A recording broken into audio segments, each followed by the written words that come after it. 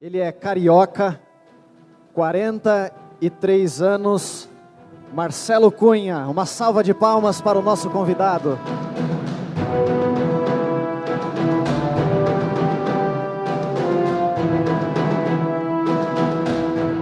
Marcelo, nós sabemos que você é um artista plástico, mas conte para nós um pouquinho da sua história.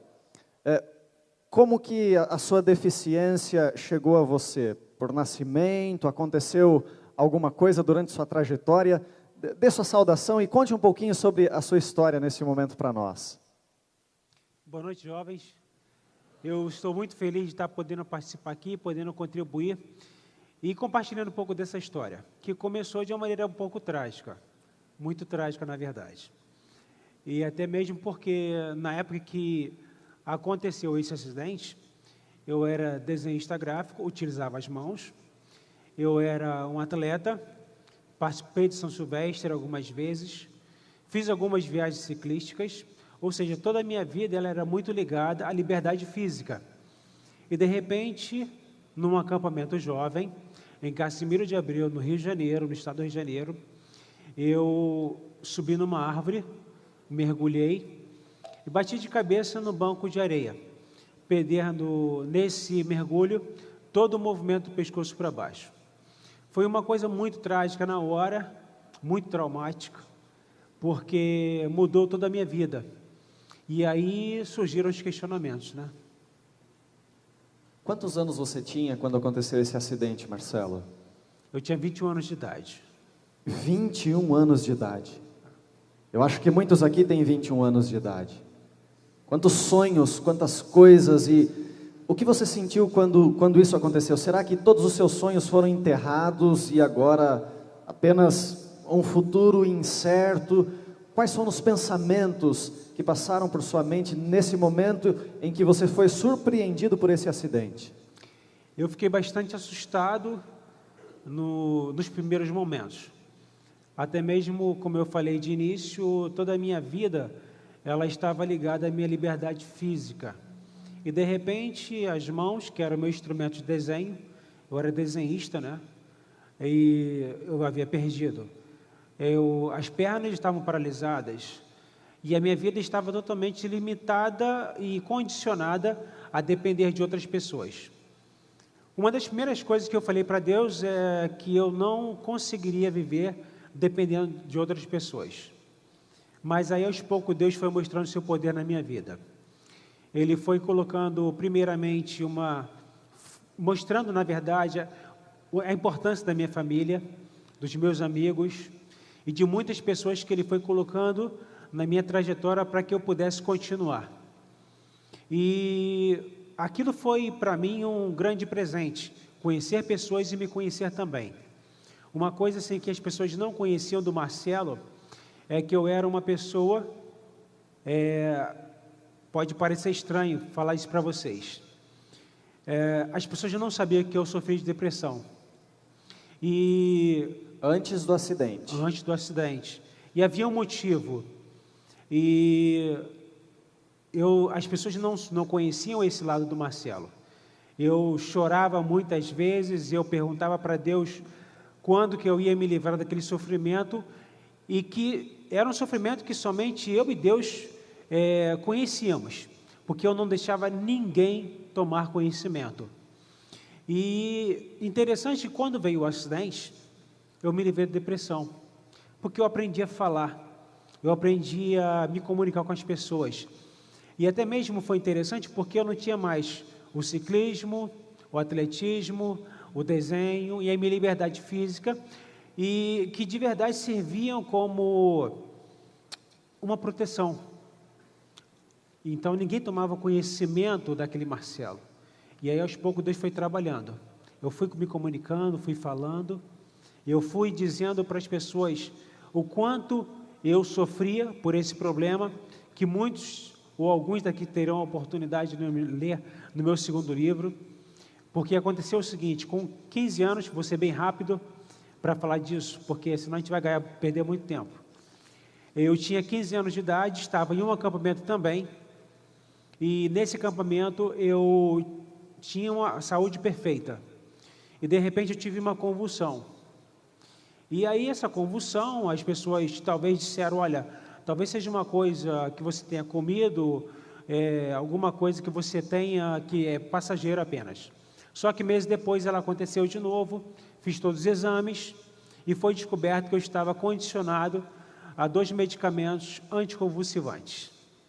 E aquilo, claro, foi para mim uma grande fonte de questionamento, porque eu cresci na igreja, eu sempre acreditei nas curas que Jesus realizou aqui nesse mundo, sempre fui de ler a Bíblia, fui educado na igreja, e eu perguntava para Deus, cadê minha cura?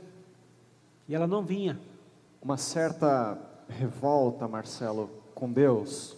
Não revolta em nenhum momento. Uma insatisfação? Como você... Não, nem revolta, nem insatisfação.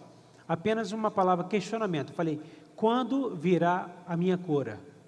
Eu perguntava para ele continuamente, quando virá a minha cura?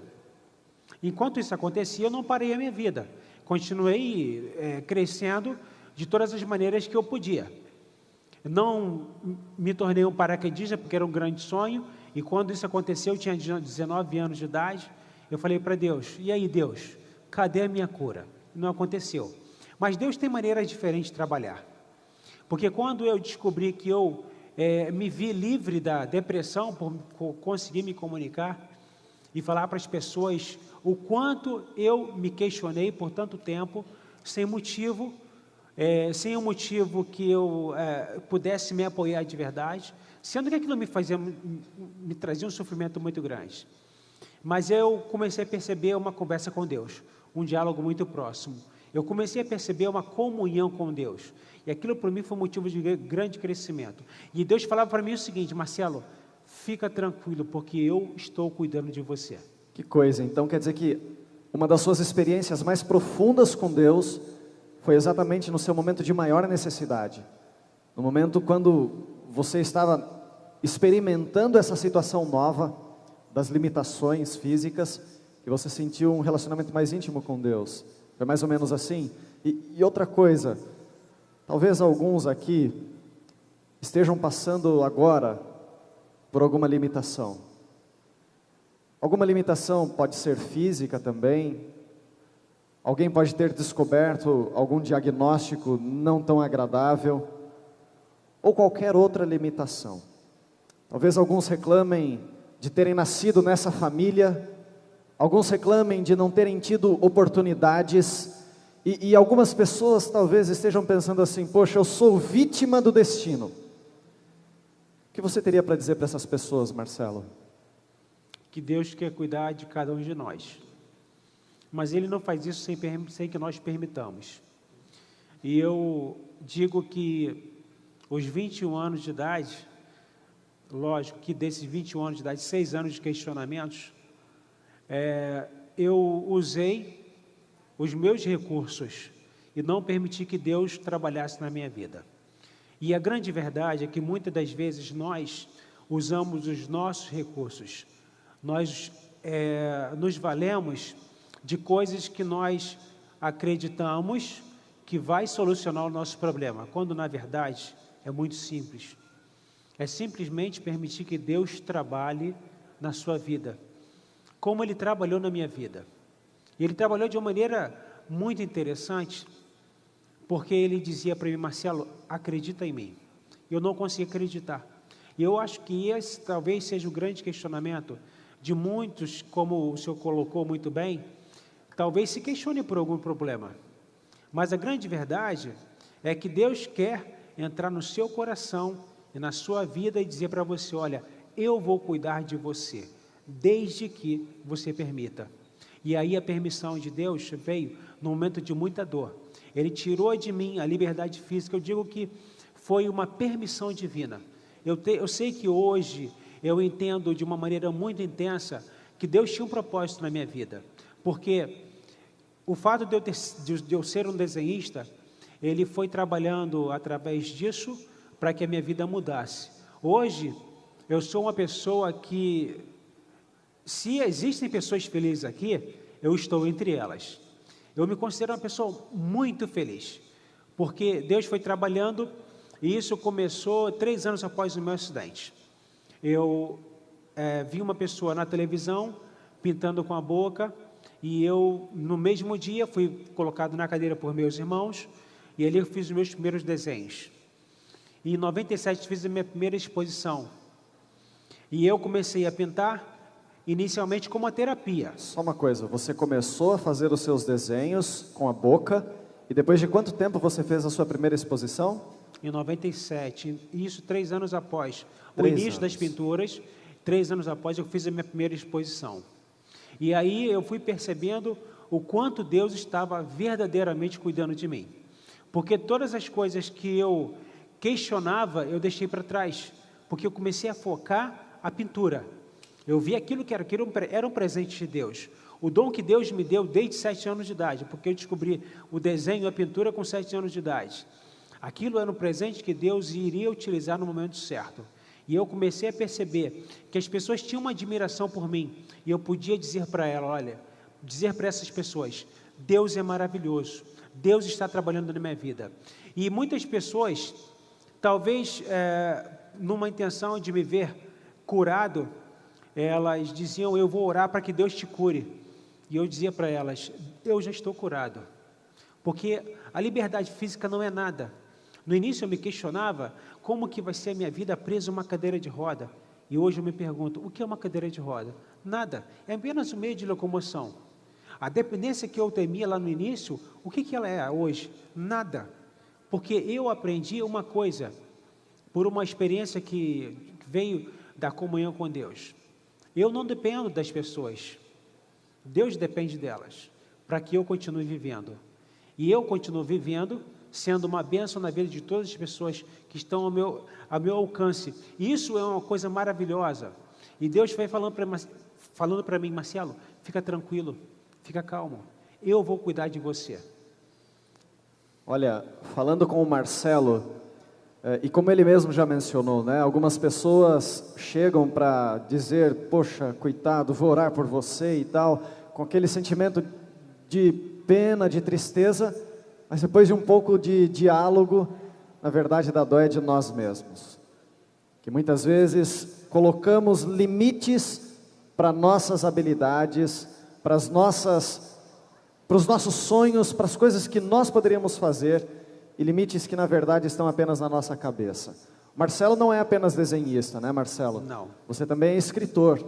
Você escreveu quantos livros, Marcelo? 2 livros. O primeiro livro foi O Renascido da Dor, e o segundo livro é Aceitar é Preciso.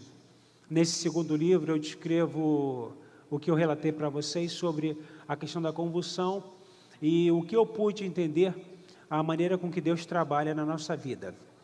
E eu sou uma pessoa que tem uma vida superativa. E não somente... Conta para nós a sua rotina, como que é a sua rotina? Olha, é bem complicado, eu não tenho rotina. Do nada a minha vida muda, eu tenho uma vida muito... Do nada intensa, recebe um convite para vir numa vigília, passar a madrugada inteira, né? maravilhosa como essa. O interessante é que quando eu cheguei aqui, nós conversávamos, a intenção do programa inicial foi que eu pintasse aqui um quadro durante o tempo todo. E aí quando o senhor me comunicou que eu só teria alguns minutos para pintar, eu logo falei, eu preciso mostrar para as pessoas alguma coisa já iniciada. Eu trouxe apenas uma tela em branco. E aí o que eu fiz? Eu fui para o hotel. A minha intenção inicialmente aqui era chegar aqui e descansar. E aí eu digo que não tem rotina, porque a minha intenção era descansar e eu não descansei. Eu durante 2 horas fiquei pintando. Que maldade, poxa vida. Nosso convidado não pôde descansar. E na verdade ele não descansou mesmo. Ele chegou no período da tarde e ele disse, pastor, se eu começar a fazer alguma coisa lá no palco, na hora da entrevista, não vai dar para fazer muita coisa, porque leva tempo. Então eu vou começar a fazer aqui no hotel mesmo. E ele estava me mostrando, eu vou até pedir para que o ajudante venha também, companheiro dele que está acompanhando, traga alguns materiais aqui e também o quadro. E quando ele me disse, olha pastor, eu trouxe aqui esse quadro que eu fiz ali no hotel e eu vou terminar o quadro lá no palco então com você. Eu pensei, mas terminar esse quadro? Já estava lindo, já estava pronto. E ele disse, não pastor, ainda falta muita coisa, né? Eles vão trazer aqui, porque eu imagino que esse pessoal esteja curioso para saber como é que você pinta com a boca, né? Como você desenvolveu essa técnica. Eu acho que enquanto o seu ajudante ali te equipa com o que você precisa, conte para nós, como que você desenvolveu essa técnica? Porque antes você era um atleta que usava as mãos, os outros membros do corpo, e agora você usa a boca